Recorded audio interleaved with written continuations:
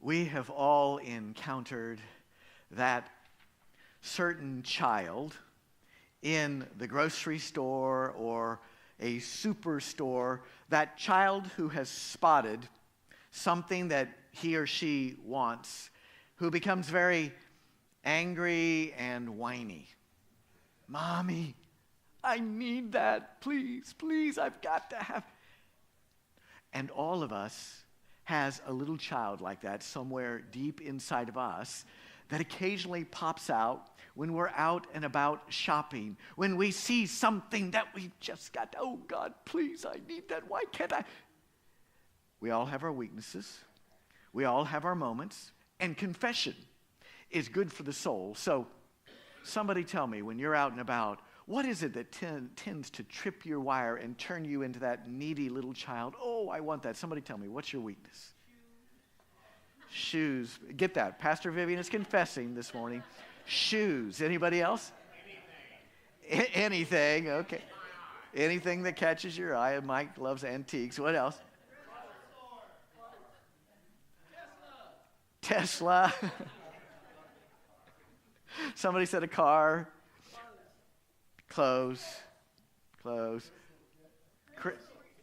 Crystals. Yes. All those tools. They look good. They're very impressive when people see them in your garage, right?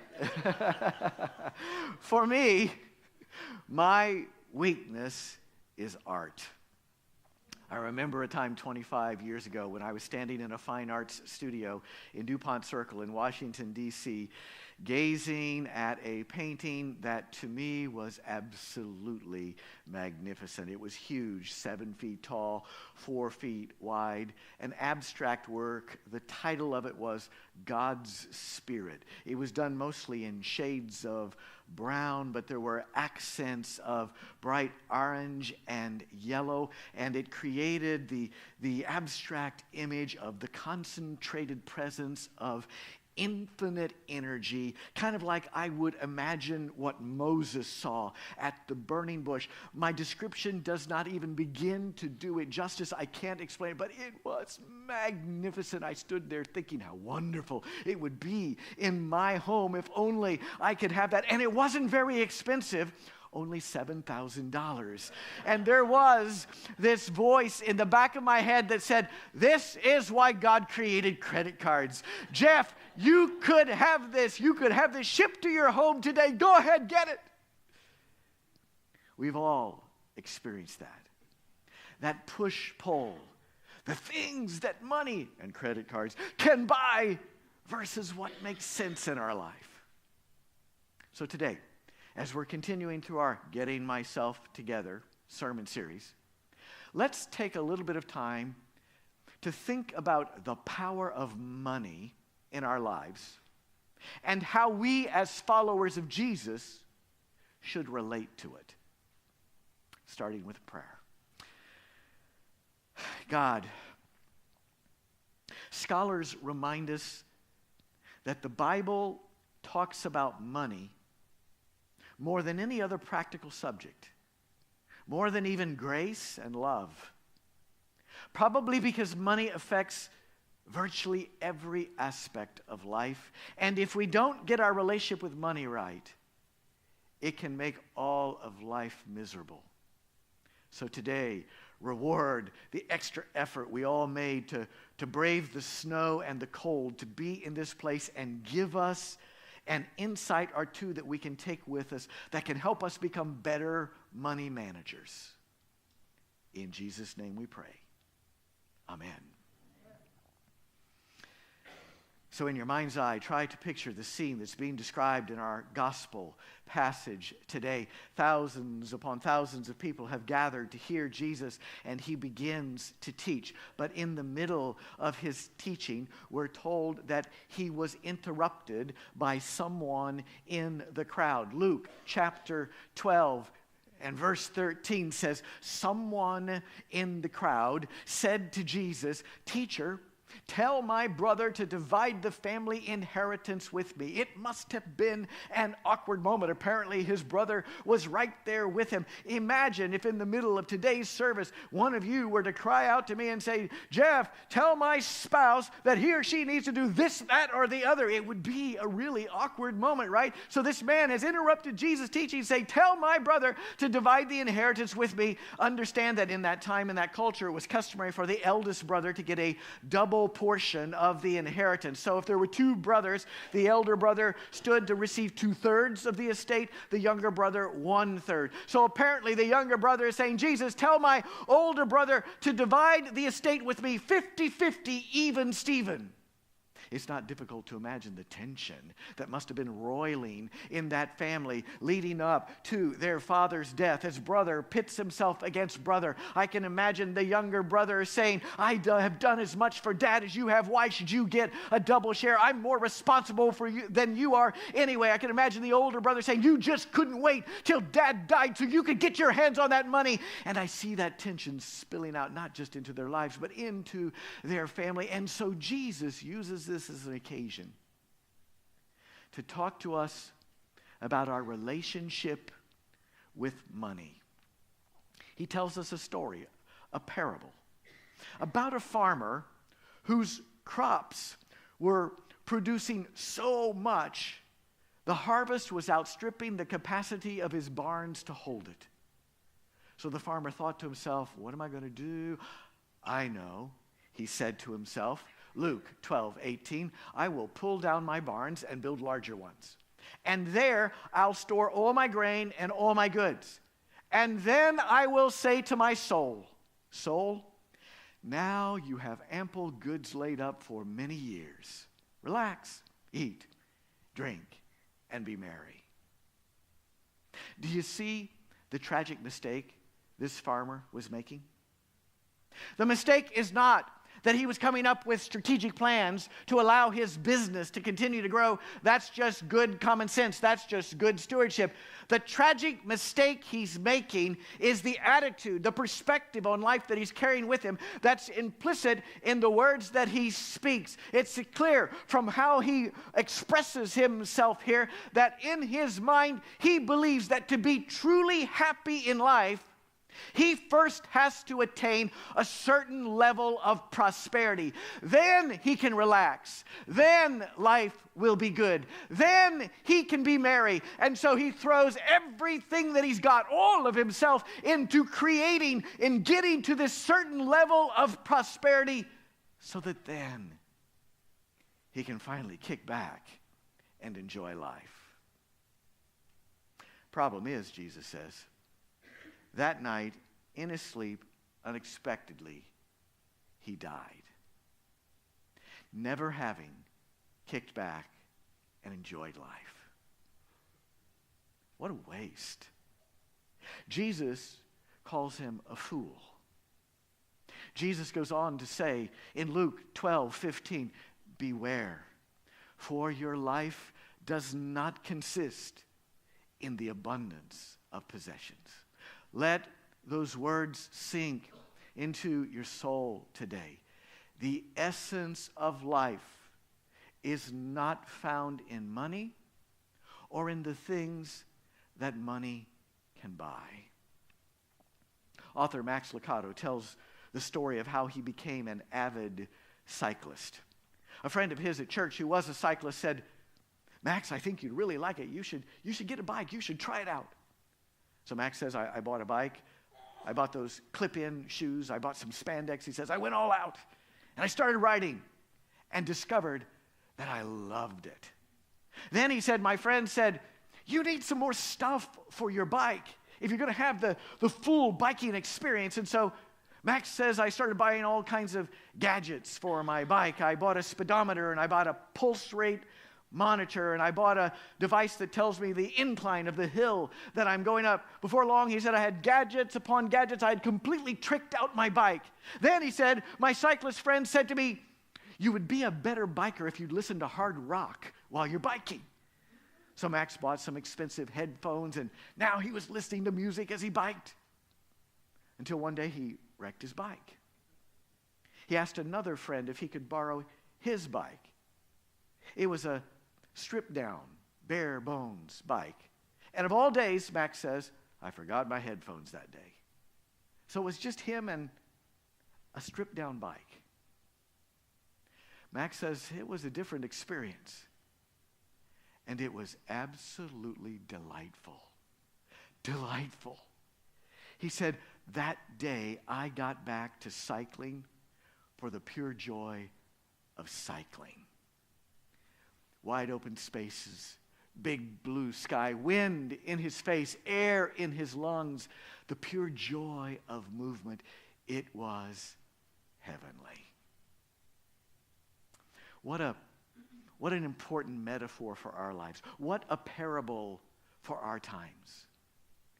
The essence of life is not found in tricking out our lives with all kinds of gadgets. In fact, those very gadgets can become the kind of clutter in life that tends to burden us and distract us from that which is truly important in our lives. And before we know it, we can end up becoming the slaves of all the stuff that's in our life. This is one of Jesus' core teachings. Beware, for your life does not consist in the abundance of possessions. He tells us that not because he wants us to experience deprivation, but because he wants us to truly be able to experience the wonder, the beauty, the sweetness of life. Jesus put it this way in Matthew 6:24, you cannot serve two masters. You cannot serve God and wealth. I cannot experience the true beauty that God wants me to experience in my life if I let myself become a slave to money and the things that it can buy. A German shepherd, a Doberman, and a cat all died and found themselves at the pearly gates.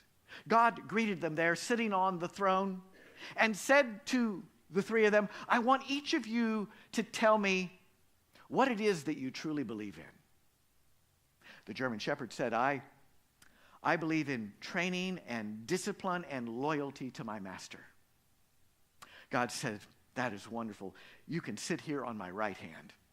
Then God said to the Doberman, what is it that you truly believe in? The Doberman said, I believe in love and caring and protecting my master. Wonderful. God said, you can sit here at my left hand. Then God said to the cat, what do you believe in? The cat looked God in the eye and said, I believe you're in my seat.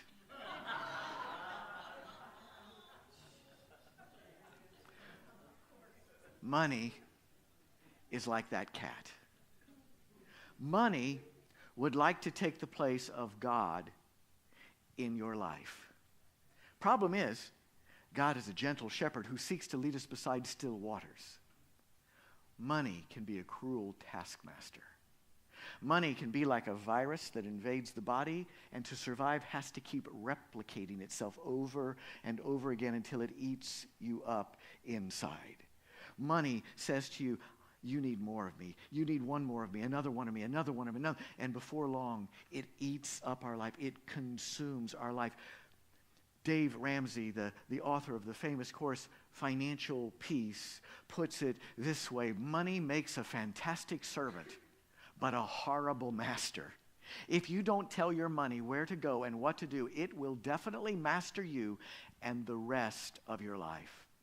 Don't misunderstand. The point is not that we as followers of Jesus should be indifferent to money or that we should ignore money or that we shouldn't care about money. Money is a very important part of our lives. In fact, that's the point. The point is it is so important that we need to be intentional about how we relate to it. If we don't master our money will soon master us. So, what does it look like for us to master our money? As I was thinking about this, it occurred to me that maybe the most meaningful thing I could share this morning is to briefly review some of the key principles that Dave Ramsey covers in that course, Financial Peace. Some of you have experienced that course. You may know that hundreds of churches across America have used that course. Thousands of people have been changed in their life's relationship with money through that course. It doesn't mean that Dave Ramsey's principles are infallible, but they make a great checklist for us to benchmark ourselves against some common sense financial principles and think more deeply about, how do I feel about how I am relating to money? So, I've distilled 4 principles out of Ramsey's teachings that I want to share with us today. The first of these principles, also core to the teachings of Jesus, is discover the beauty of simplicity and take pride in it. We live in a world and in a culture that has inundated us with hundreds of messages each day about finding goodness in life in the stuff of material things. Jesus calls us to a very countercultural perspective. Simple living is good. I remember the first moment in my life when that concept smacked me up the side of my face. I was in Montreal, Canada, touring St. Joseph's Basilica, the largest church in Canada, built on the grounds of a monastery that became famous in the early 1900s for the ministry of a monk named Brother Andre Bessette, who had the gift of healing prayer.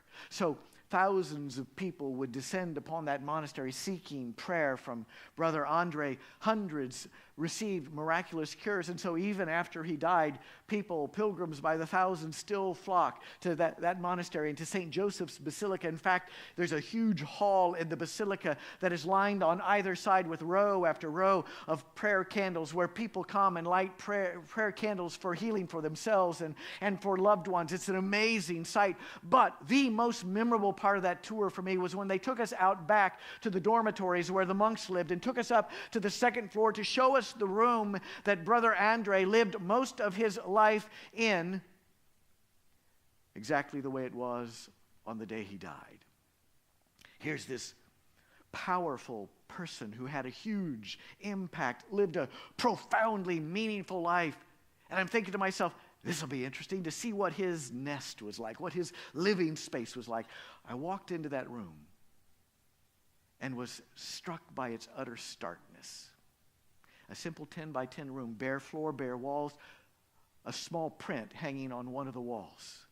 A twin bed without a headboard, a small wooden desk, a wooden chair, a few books on the desk, nothing else except a window, a glorious window that looked out onto the lawn and the trees of the monastery grounds. And as I stood there in my 20s, taking in the environment of this room, my first thought was, how does anybody ever live like this? It's so stark. My second thought was, there's something profound here. There's something indescribably beautiful here. Here is somebody who had only what he needed so that he could focus the rest of himself on that which mattered most in life. Life's experiences, the people around you, serving, making a difference in the world. And as I stood there, I thought, he is so rich, or he was so rich, and I am so poor. I wonder if in my life I will ever find the courage to live even a tenth of the way Brother Andre did, counter-culturally. Beware, Jesus says, for your life does not consist in the abundance of your possessions. There's an old folk tale that you may have heard before, but it's a powerful reminder.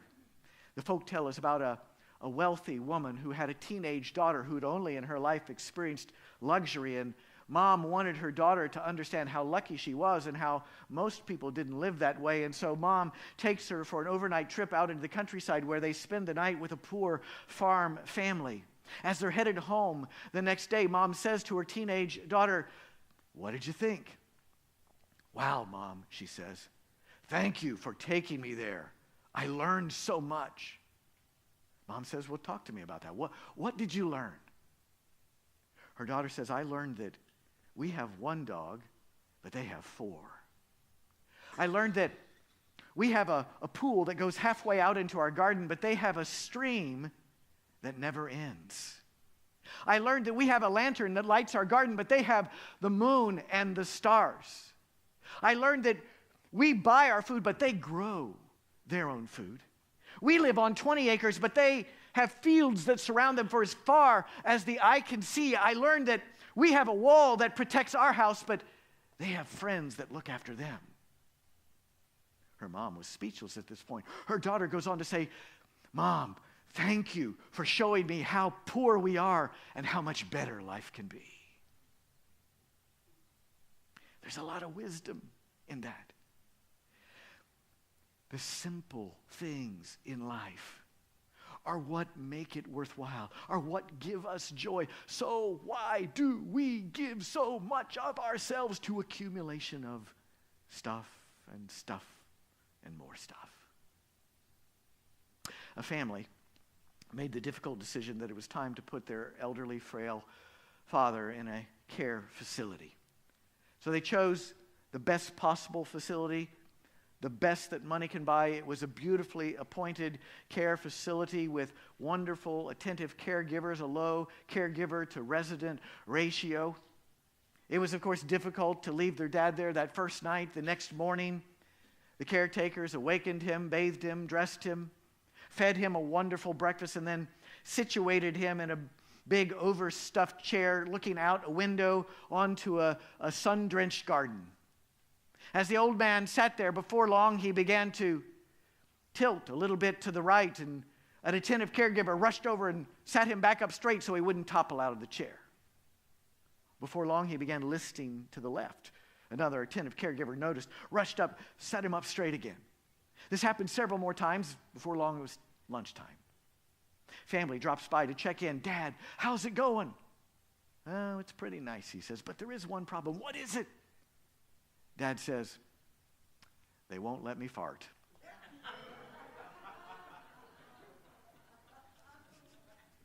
Sometimes it's the simple pleasures that make life good, right? So don't ever let somebody else define the good life for you. Dare to be your own man. Dare to be your own woman. We have been inundated with messages of what makes life good. Be cynical about that. Step back and think about what truly makes you happy. Dare to live counterculturally as Jesus called us to. It's the first key, foundational principle for mastering our money. Discover the beauty of simplicity and take pride in it. Take pride in saying, I can't afford that. Instead of impressing people with all of your stuff, what if we took a healthy pride in how simple we live, modeling a different way? Which then leads us to the second key principle, according to Dave Ramsey: unplug from consumer debt and discover the power of what he calls a sinking fund.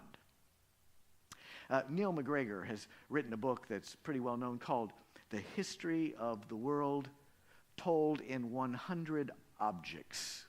He walks us through 100 inventions that had a profound impact on the course of human history. One of those 100 things he talks about is the invention of the credit card. It may not occur to us, but the credit card wasn't invented until the mid-20th century. It did not become popular until somewhere in the middle of the 1960s. When I was growing up in the 1960s, my parents had no credit cards. Because most of us have lived all or most of our life inundated by credit cards, it's hard for us to appreciate, McGregor points out, how much credit cards have changed how we human beings relate to money and stuff. When I was a kid, my parents had no credit cards. We lived in a simple house, simple furniture, much of it hand-me-downs passed through the family. One day when my mom was flipping through a catalog, she got her eye set on a marble table, a small display table with an oval marble top and carved wooden legs. She talked to Dad about it, and they decided that they were going to start saving for it. So every month they would put away what they could, a little bit, into savings, until about a year later, they were able to buy the marble table. I remember the day it arrived. It was so exciting. Mom put it right in front of the picture window in the living room, put some fake flowers on it and the family Bible, and warned us kids to stay away from it. It was by far the nicest piece of furniture, the only show piece of furniture that we had. 50 years later now, that same marble table still sits in front of the picture window in my parents' living room, looking like it did on the day it was new. That's how my parents did it. That's how most everybody did it back then. And because of that, they didn't have the constant stress of consumer debt payments taking up a big chunk of every paycheck. Maybe that older way was better. A lot of old things need to pass away. But maybe that's an old thing that it would do us good to start moving back toward. The Bible puts it this way, Proverbs 22:7, the borrower is slave to the lender. Dave Ramsey gives a simple example to help us think about this a little bit. He gives the example. Suppose you get your eye on a dining room set that you want to purchase. It's $4,000. And suppose you purchase it on credit at 24% interest. That means you will pay $211 per month for 24 months until you pay it off, so that your total investment in that dining room set will be $5,064 when you include interest. That's how we make most of our large consumer purchases in our life these days. But Ramsey reminds us that there's a different way to do that. What if instead, each month, we paid ourselves $211 and put it in a savings account, what he calls a sinking fund? It would take 19 months, not 24 months, to accumulate $4,000, with which we could then purchase that dining room set for cash, allowing us to pocket the extra $1,064 that we would have paid in interest and put it into our retirement, or invest it in something else we want or need, or share it with others. That's a 20% difference, $1,064 of savings. And then imagine if after that you continued paying yourself $211 a month until you could afford to make your next consumer purchase, and then the next and the next, so that over the course of a lifetime you'd end up acquiring all the same things as we do now, buying everything on credit. The only thing that would be different is there needs to be a 19-month period at the outset where I defer that initial purchase and save it up, so that instead of always looking back and paying for what I already have, I'm now paying it forward, and over the course of a lifetime end up saving thousands upon thousands of dollars that gets invested, or can be shared, or can be put back into something else I need or want. When you look at it that way, I don't know about you, but it causes me to stop and say, maybe there is a better way to go about this. You may say, well, Jeff, what about all that consumer debt I've already got? Dave Ramsey suggests a practical strategy for overcoming that debt. He calls it the debt snowball. And it works like this. Step 1, list out all of your debt, all your consumer debt, from the smallest to the largest.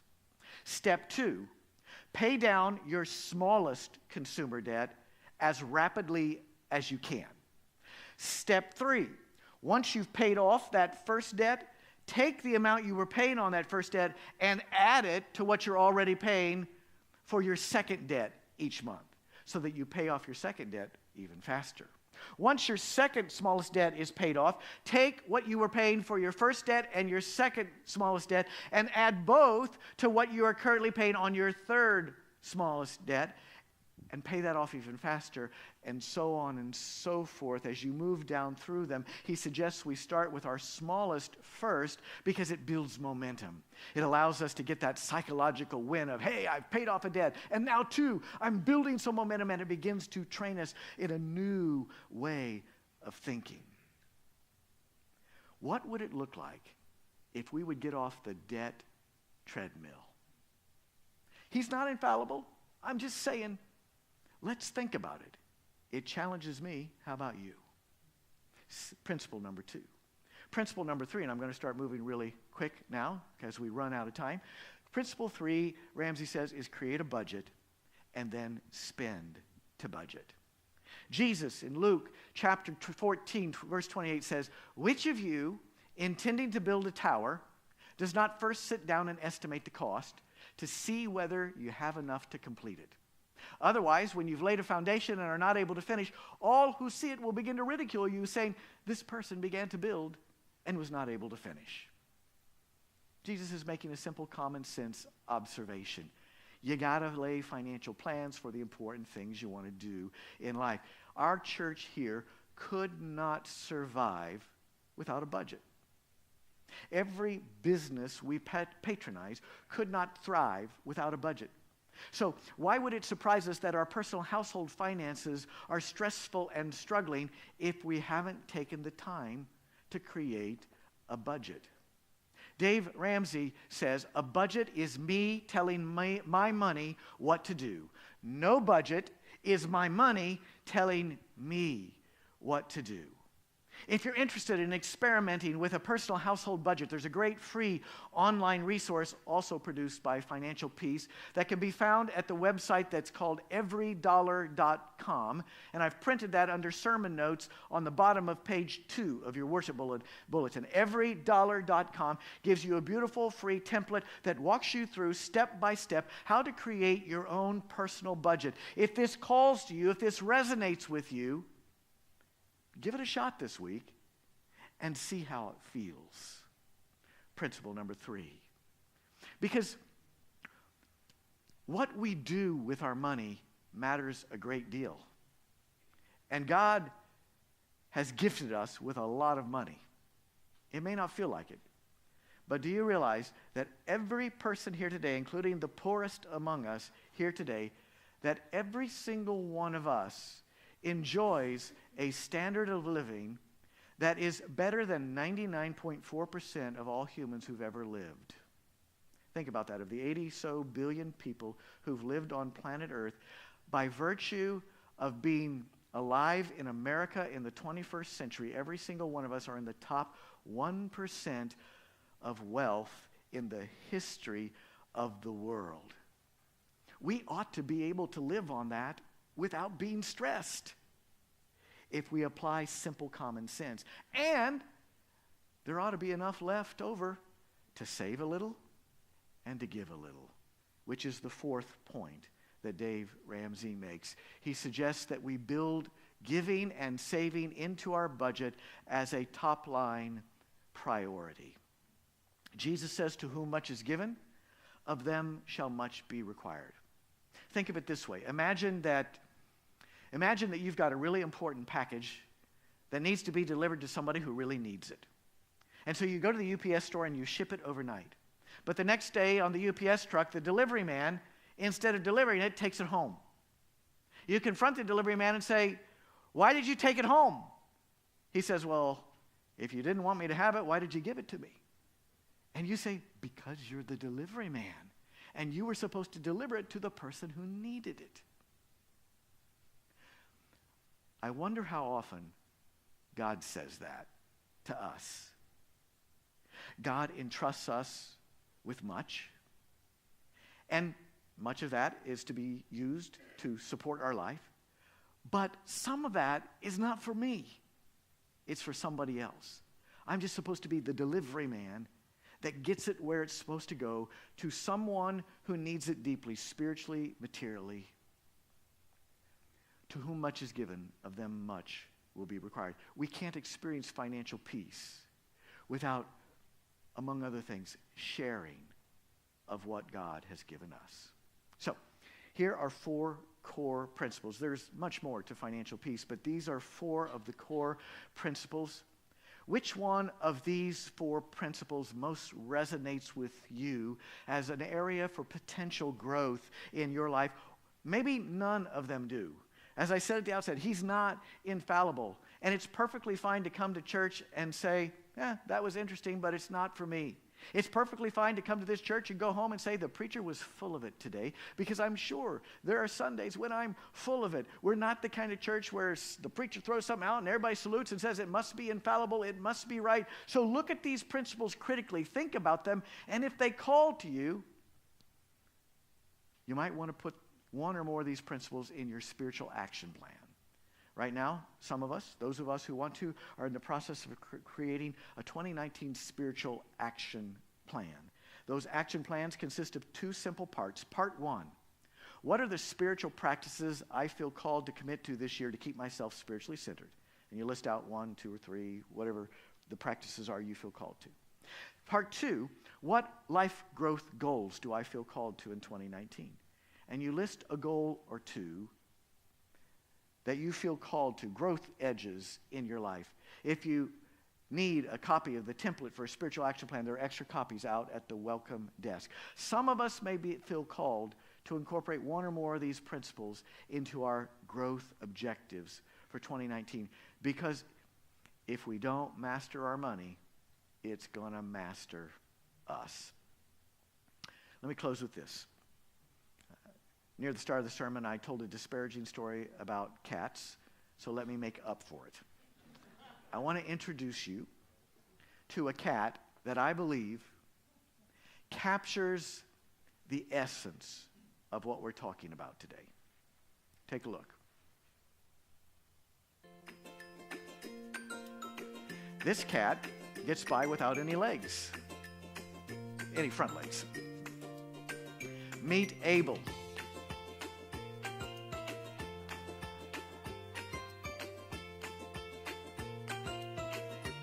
Abel lost his legs from an electric shock, but he hasn't let that slow him down.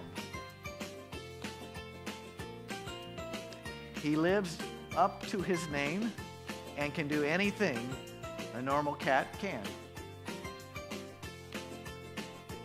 He just does it his own way. And even though he may be different, he loves life just as much as anybody.